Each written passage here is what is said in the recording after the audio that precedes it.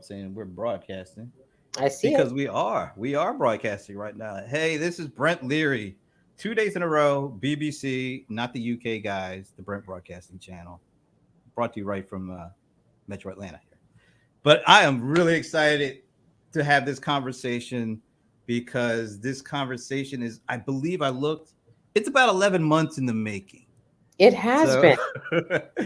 but this is a pleasure to welcome Carolyne Truelove to join me today. She is the head of global fan experience for Fanatics, and emphasis on Fanatics because I think I'm one of them.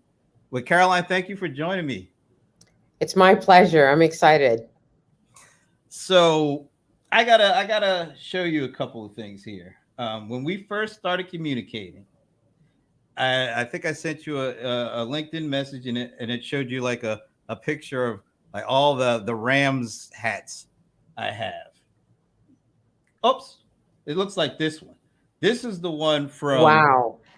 yeah. This is when we first started talking. So I was already a fanatic about Fanatic getting Ram gear. So this was when we just first started talking. August, I think it's August 20th of 2020. So that's what I was back then. Now, we got to fast forward to today, and we've been, communicating and finally get to the day where I get to talk to you. And looks what the hat collection looks like today.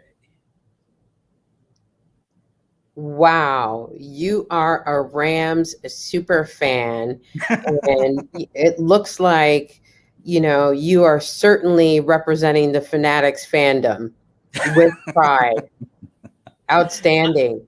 You know what? I was kind of shocked because I just did that today. I was like, oh, let me put all my hats where I originally took the picture from last year. And yeah, I don't know if is that do I have a problem? Can I blame this on you because I buy most of this stuff from you guys?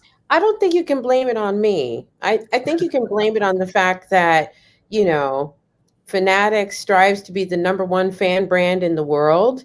And certainly you are part of that fandom. And as we continue to get cool stuff, especially cool Ram stuff, it sounds like you're going to be on there on the site, buying it, repping it, tweeting about it. And now you got a show about it. Yeah. And by the way, I didn't have this hat in that picture because I was wearing it. And I didn't put the shirts, t-shirts, hoodies, all the other stuff I bought. That I was just representing the hat. So Well, you did share that like about half your income goes to Fanatics because you have that certain kind of style and flair about you that has to represent your team. And Fanatics is the place to get your fan gear. yeah, I think the Rams are actually like jealous of the relationship I have with Fanatics. Seems like I might be closer to you guys at this point, I but it don't is know. what it is. Maybe. But no, I've had really good experiences. It's easy for me to I check to see what the new stuff is, and I can get it easily. It's usually some kind of a discount. I'm a happy Fanatics fan experience kind of guy.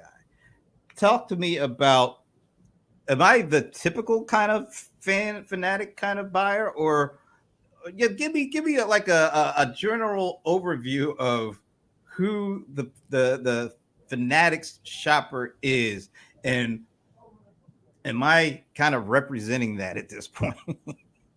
Well, you might be categorized as a super fan, but Ooh. generally speaking, at Fanatics, we serve anyone in the fandom that is interested in repping their fan gear. From, the person that's had Green Bay Packers tickets passed down by generation to the person that is super excited about what's going on with baseball, to the parents whose kids are going away to college and they want to rep their children's university gear. I mean, we've got it all. So one of the things that we had a chance to, let me get this out of the way. Okay, let me just get this out of the way. This is my buddy Bob Fagel. Me and Bob.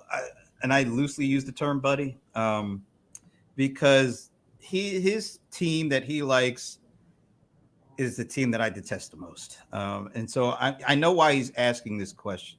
What is the best selling sports team on Fanatics? Let's do this. Let's make it easier for you. What's the best spelling NFL sports team on Fanatics? And if Well, I mean, it depends on the season, right? And what's going on. For example, um, when Tom Brady left the Patriots and went to the Tampa Bay Buccaneers and Gronkowski followed, right, that was a big spike right there, for yeah, right, example. right to my heart because I hate the Patriots. But anyway, that's okay. That's see, he's a big Patriots fan, so it sounds like it was the Patriots, and now it's not the Patriots anymore. Is that could that be right? Well, I would have to say that at the end of the day, representing the entire fandom, we've got great programs. So if your favorite players leave the team that they were on, like Tom Brady and the Patriots, and move to the Tampa Bay Buccaneers, I can comfortably say that between our Jersey Assurance program, and Jersey Assurance allows you to be able to exchange your jersey for either a different player on the team that you're a fan of, or the new team that that player has gone to. We pretty much kind of take care of everybody. Yeah, yeah. So that means like the Patriots are still selling a lot of stuff. Okay, I get it. I'm gonna move on from that. So you talk about fan experience, and you have like this whole way of talking about the folks on your team. You don't call them employees; you call them. Uh, what do you call the folks that are on your team? So, the folks on my team that are interacting with our fans every day, whether it's through voice, chat, or email or social media, we call them athletes. And they're athletes because they have to be super agile to understand the world of sports, because, of course, it goes beyond what we think of sports in the United States. We're a global company. We call the team leaders that are helping them out, they're team leaders. And then our supervisors, we call them coaches. And so the nomenclature goes on from there. We have a team that's responsible for the workforce operations, and that's our special teams. They have to coordinate a lot of different stuff, right?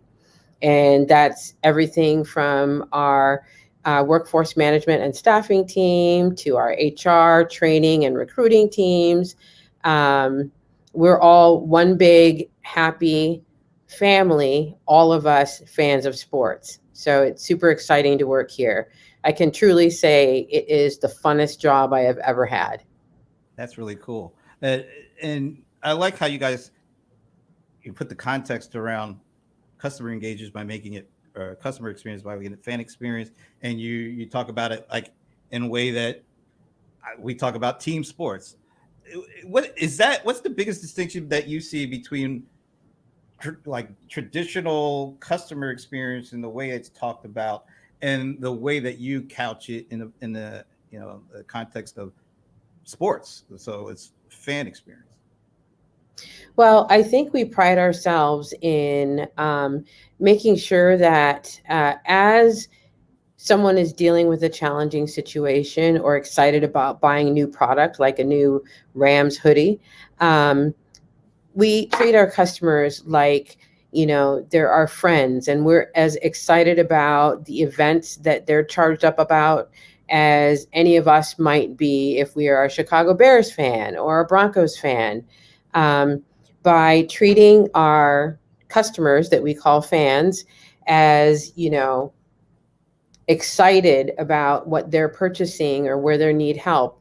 And we treat them with the respect and all of the kindness involved in helping them resolve any type of situation. I think that's what really makes the team special. And I wanted to pop this other question up too from Bob because the Olympics are right around the corner. How does the fan experience for the Olympics and what you're looking to do for the couple of weeks that are going to, the Olympics are taking place? How is that an even more specialized experience that you have to provide versus kind of the general fan experience that you do 24/7? Well, I think that the best way to think about it is we take care of our fandom regardless of where they are and regardless of what sports that they're interested in. So the Olympics is something that is a special market.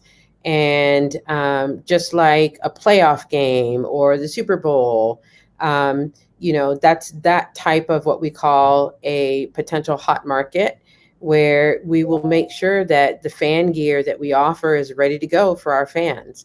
And in the event that something doesn't go quite right, considering the transportation and supply chain challenges that some of the suppliers are having today, like, you know, the various FedExes, et cetera, of the world, um, we really try and help our fans understand that we have gotten out the product that they're looking for, and that we message to make sure they understand that their shipping updates may be delayed, and we also let them know that not only will the tracking number be delayed, but also there could be delays in the whole transportation chain for a host of reasons that are honestly beyond Fanatics' control. Right. Just talk specifically about how different, how more demanding or not demanding is the sports fan and the sports fan buying from you guys? Are we more demanding in any way? Are we more? Do we have a higher expectation than like a traditional customer vendor experience through the different interactions and transactions that take place? Well, let's just think about your particular situation. We'll use you as an example. Okay. If you think about how big of a Rams fan you are super passionate about it. And so when you take the fandom and the world of sports and you think about all of the various fans that are out there, people are passionate about whoever their favorite teams are. And there's so much behind that passion. It could be family tradition. It could be because you're following someone that you went to college with. It could be that since you were a little boy or a little girl, some of the best memories that you've ever had have been family time, watching sports. And so we recognize in the fandom that there is a ton of passion behind that, and we really represent taking care of our fans so that passion and that family tradition and that enjoyment of the game continues, even so much so in 2020 where we didn't have sports on the field. We know that fan gear is still important to our fans, and so it became your work from home gear. So who has the best Zoom call fan gear, as an example? I actually like that. And for the record, I was the little kid. I became a Rams fan when I was like 5. So the helmets that kind of got to me. Oh, Okay. see, you were a perfect example. Yeah. Although my parents and my family they didn't like the Rams. Yeah, it's a long story. It's kind of scarred me for a little bit, but anyway, I'm okay now. But now, are you a big sports fan yourself? I am. I am a Bears and Broncos fan as it relates to football. Okay. I am a Bulls and Nuggets fan when it comes to basketball. Why do you have two teams here? What's going on here? Well, I have a big blended family, and for a long time we lived between Chicago and Denver. Now most of us, um, live in 3 states, so we have a mix. We've got Bears, Broncos, and some Jags in there. And I have to have a shout out to my husband because he is ultimately a Bears and Saints fan. He came from St. Louis, and at the end of the day, the Saints were his team when he was growing up. Okay. All right. Well, that explains it. Okay. I understand that. So when it comes to, we had this big conversation a couple of weeks ago with this little group of folks. I, I'm a co-host of this thing we call the CRM Players Happy Hour, where we have a bunch of CRM enthusiasts get together. We talk about all sorts of stuff. One of the things that came up was trying to figure out what the correlation is between employee experience and customer experience. And there, it's like a very heated debate. Some people say there's a direct correlation.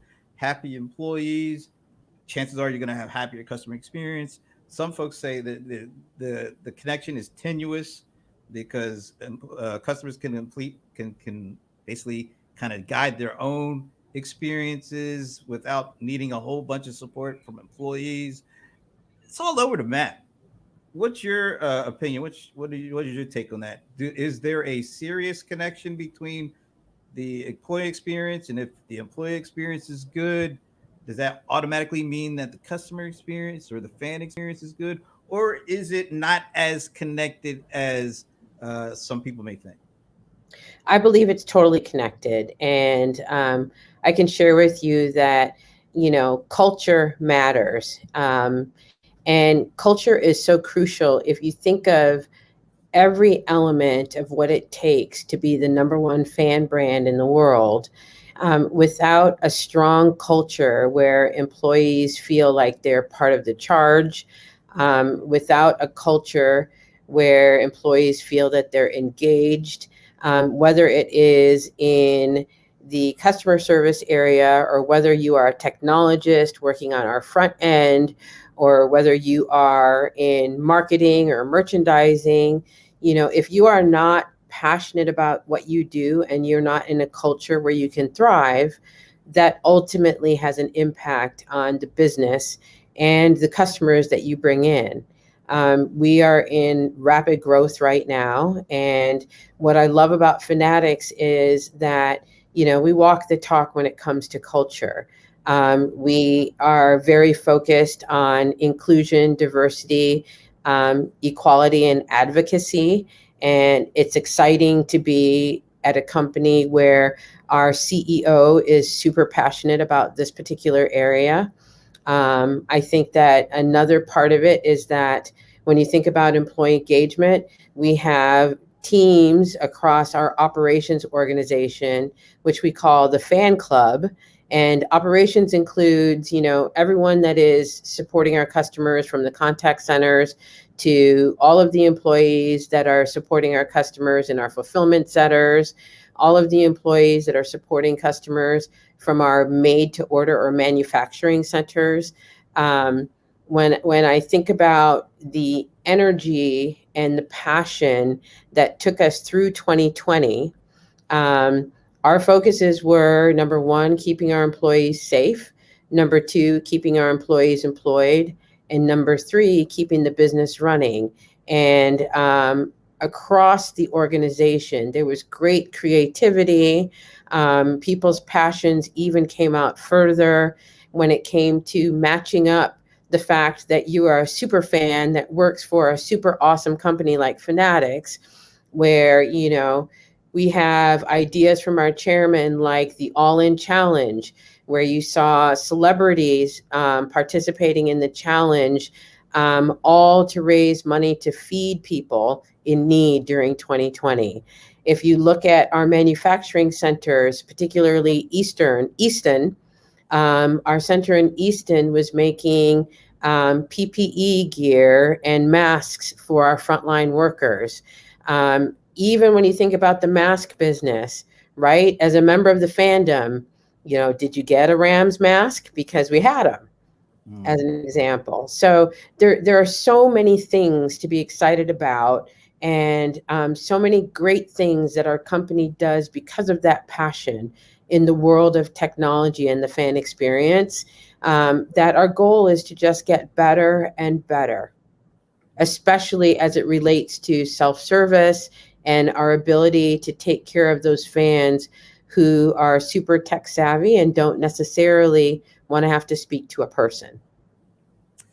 Yeah. No, I really appreciate all of that you said. And I was just thinking as you were talking, we're 2020, and we're still in it, but it doesn't. It feels like we're about to really fully come out of this.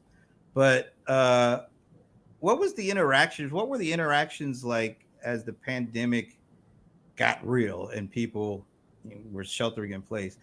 How big a difference were the interactions you were having with the fans uh, during the pandemic? And do you see uh, kind of things turning back as we start to get out of the pandemic, or is there a new normal for the fans and the way that you engage them now that we've gone through the pandemic?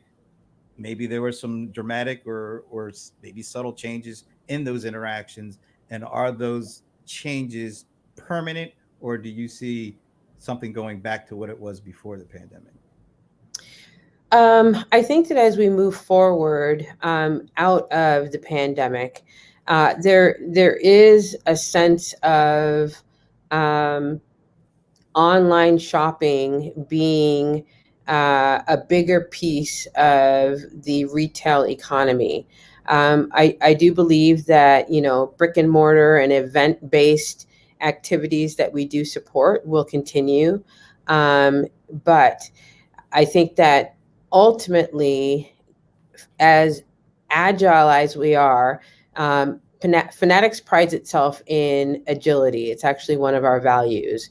And regardless of whether we go all the way back to pre 2020 or we see something different as our economy shifts, our fans are always going to have a love for sports. And our fans are going to be even more excited as sports come back on the field. We know that people are now comfortable going to stadium events and things like that because of being vaccinated. And I think that the sports um, teams are doing and leagues are doing different things to make people feel safe in those kinds of environments. And we're really excited to be part of that. Um, we're excited to make sure that as these events are occurring, we still have our in venue shops where people can get their fan gear at our in venue locations. We're excited to be able to reopen up our brick and mortar stores in New York. Um, I think that overall, the key is that we have to be agile to be in all of the places that the fandom wants to shop and get their gear globally. And that's really what we're going after. Were you able to do any kind of interesting kind of experimentation around, taking, I talked to a number of different companies as during the pandemic, they tried different things, they tried different channels, they tried different kinds of interactions. Some of them tried, some augmented reality kind of stuff. Were you able to do any experimentation as the pandemic wore on, just to try different ways to see if they were more effective, as opposed to some of the things that were the traditional way that might have been impacted by the pandemic? Yeah, I would say our marketing team did an incredible job of changing the way that we were marketing our fan gear so that it really represented, the fact that people were working from home, or, a jersey makes a great, comfortable set of pajamas and all those kinds of things, on top of making sure that we had fans masks or cloth face coverings that match their favorite teams. So when I think about the way that we shifted our marketing, I think about the way that we shifted our focus into community service. Um, when I think about all that we were able to do with the All In Challenge, those are creative ideas that might not have occurred if 2020 hadn't happened. And we learned a lot, and it's all based on the agility of the company. Some other things that were taking place that some companies started to maybe change their opinion and their expectation, or even kind of question the worthiness of some of the stuff, is something like the net promoter score. I'm seeing a lot of companies start to say, you know what, we're phasing it out. It doesn't seem to really tell us what we need to what we need to know going forward. Is that something that you guys did? Any rethinking around certain metrics, traditional metrics that you were using, and starting to look at other ways to measure the success of the engagement and the experience the customers and fans are having with Fanatics? Yes. So you called out Net Promoter Score, and actually, Net Promoter Score is one of our top priorities as a company. We didn't phase it out. In fact, we brought it back stronger, Mm. and we measure Net Promoter Score in as many places as we have the ability to do it, because we know that a customer who is receiving the status of their order or their order confirmation, we measure how do they feel there. um, we measure it, of course, in all of the contact centers, but it's really beyond that. We really want to understand what makes people keep coming back to us in every place that we might interact with them. What about things, any kind of new kind of metrics because of the experiments that you were doing and maybe some of the different styles of interaction and engagement? Did you find anything, any new insights that may shape the way going forward for you guys? I think that the other thing that we had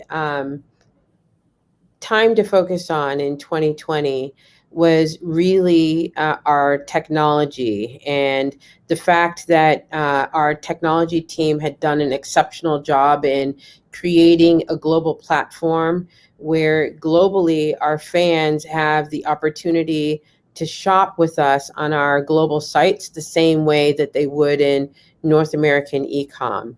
And I think that that has allowed us to continue to focus on expanding our global footprint while doing an awesome job in the United States and Canada. And we also launched Tienda Mexico. So I think that when you look at what our technology team has done throughout 2020, and as we go beyond 2020, I'm excited about the fact that our technologies really support our ability to drive towards that being that number one place to shop for your fan gear in the world. Well, you guys do a great job with the branded sites too. I mean, I think I bought stuff from Fanatics.com, NFLShop.com, Los Angeles Rams, but and they're all, I can tell that they're all being managed by you guys. How much goes into the actual personalization? Uh, Once somebody buys something, and then, of course, I buy a lot of Ram stuff, so all of a sudden, I know I'm getting a lot more interaction specifically around Rams things, and it could be Rams things bought at Fanatics, Rams things that are pushing me towards the NFL shop, and then there's the actual Rams branded shop. How does all that work? How do you determine that interaction, that level of personalization for, let's say, a guy like me? Well, I think it's all about the relationships that we have with our leagues and the teams that are associated with the leagues. We have exceptional relationships with the leagues and the teams that we partner with.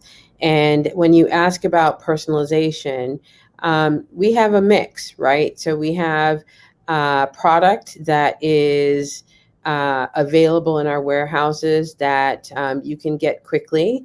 And then we also have products that take a little longer because it is made to order and specific to, if you want Brent Leary on the back of a Rams jersey, that is something that is customized, and it takes time for us to make sure that we get everything right so that you get good quality product. I buy so many hats, Rams hats. It seems like there's so many different styles, and almost every week there's like a new style. Uh, do they? It feels like they're talking directly to me. I know they can't be, but it feels like that. What does it take to bring that level of personalization to a sports fan? Because, like you said, I think sports fans are kind of the most unique kind of consumers. The team could be trash, like 0-16. We're not going anywhere. We're still, I'm a diehard for my team, and I'm still buying stuff. How different is it to work with that kind of customer type and to build interactions with that kind of customer type than it is like a traditional I'm more price sensitive, or I'm more brand, well, I'm not as brand sensitive, so I'll go for whatever is good right now, versus a sports person who I get insulted when I go on Facebook and they do these recommendations, and I've joined a Rams group and they're recommending, well, you might want to join the Raiders. What in the hell are you talking about? Why would I want to join a Raiders group? Or would you like to invite your friends? And I'm like, my friends are not Rams. These folks are not Rams people. This is terrible. How are you able to leverage like AI and insights to get it right? Because it feels like you get it right, at least when it comes to me. Well, I have to give that credit to our technology team. We have some brilliant people here who, based on your shopping habits with us, which you are a diehard Rams fan, they'll personalize in partnership with our agile marketing team the right kinds of ads that really speak to you, Brent, because you are consistently a Rams fan. Now, I'd like to see a Rams jersey on you sometime, right? Oh, I got an Eric Dickerson jersey. I got two Eric Dickerson jerseys and a Lawrence McCutcheon. I just wanted to wear a regular shirt. It's kind of hot, and it's I don't want to wear my. I feel you. There it is. I feel Okay. you. I totally I, get that. Yeah. Yeah. I've got. But I want to pop. um, Oh, go ahead. Go ahead. yeah, just to answer your question, between our marketing teams, our messaging teams, our technology teams, um, we know that our fans like to receive their information in whatever channel they want to receive it in, right? As a vertical and omni-channel company, there's so many different ways that you can provide us with the right kind of data that allows us to be able to make sure that we're speaking directly to you. Mm-hmm. Is there a different relationship you have with, say, with, you mentioned you have a great relationship with like the NFL, and they have their big management structure, and you talk directly, but you also have a relationship with the team. It seems like, because you have the Rams branded site. Are there pretty significant differences between the relationships you have with the leagues versus the teams? Well, I think that the relationships with the leagues are the foundation for any of the relationships with the teams. Um, we have a group that is our business development team that continues to foster really strong relationships across the board, across the globe. We have, our chairman is really at the forefront of building those relationships along with the rest of our senior leaders that are part of any deals that we strike. I know that at the end of the day, those are the kinds of things that we don't get into deeply on these kinds of chats, because those relationships are between Fanatics and our various partners. But I am proud to be part of a company that has the access to really support whatever team and whatever league we have globally, so that there's fan gear for anyone, anywhere. Nice. All right, and one more for the fan in me. What kind of what kind of feedback can I give uh, that I could actually see, something show up in the shop? I could say, "Oh my god, they got that for me." Like, for example, I need to have uh, one size fit all hats, because I have a small head. So I'll see some really nice hats, and I'm like, oh, I can't even buy that because it's they're the size ones, and even the smallest size hat does not look good on me. So I need the adjustables. How could I get that feedback? Because there's a certain number of hats I would buy right now. I know I'm sounding so much like a junkie. that I would buy right now, but I can't buy it because I know it will not fit my head. How do you get that customer feedback into to the store to the point where, oh my god, that's my idea. I'm buying that. Well, you just did. I just jotted it down. My responsibility is to get that feedback to the right group that might be able to do something about it. But also, if you look at our sites, we have lots of different ways that you can sort for exactly what you're looking for, right? You can sort for things that are on sale.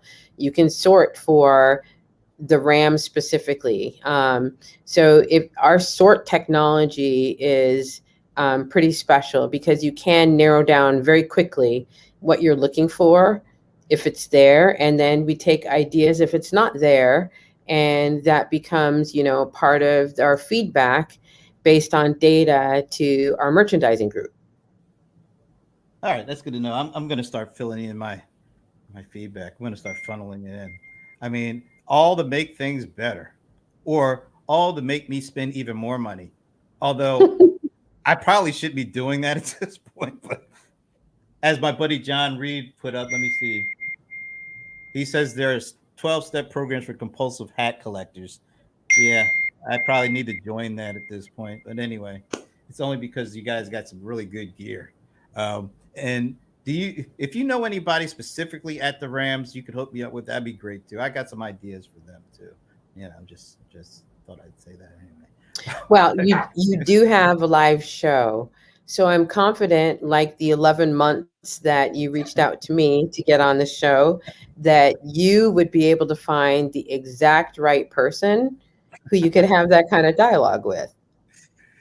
Okay, that's a challenge. I'm gonna take that challenge. I'm gonna take that challenge. Okay, Caroline, this has been so much fun talking to you and learning more about how you guys do fan experience. I mean, I do a lot of kidding around here because I spend so much money with you because I just love the stuff that you have.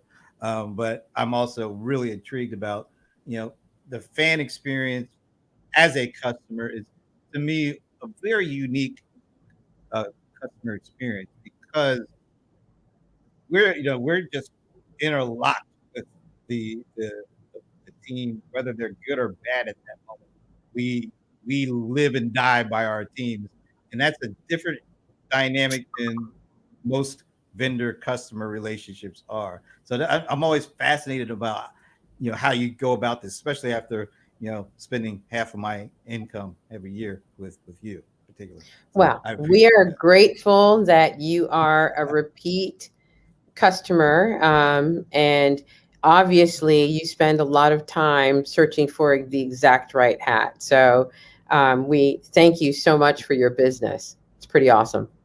Well, thank you. And I would love to do this somewhere down the line because I'm just wondering maybe after the pandemic is we really officially put that behind us. I would love to just circle back around and find out how the relationships, how the experiences are now that we're past this, and if there are any major shifts in the way that you interact with customers, because it just seems like the technology is changing rapidly.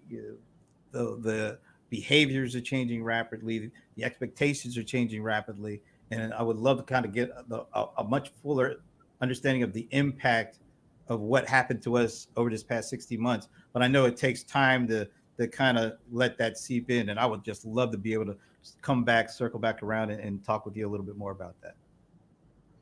Well, there's so many aspects to Fanatics that are exciting, from our memorabilia business to, if you think about it, our traditional online business to our vertical business. I see that. I see that. Um, you know, to our global businesses. I think that when you look at Fanatics as a whole, we are doing some really exciting things, and I feel very fortunate and blessed to be part of the overall mission to become the number one fan brand in the world. Well, once again, thanks for your time, and can't wait to do this again sometime in the future. Once again, Carolyne Truelove, head of global fan experience for Fanatics, and one of the main reasons that I'm broke at this point. But that's Well, thanks thank for having me, Brent. thank you, and I'll see you guys on Thursday with the CRM players. I don't even know who our guest is, but I'm sure it'll be a good one. I'll talk to you then.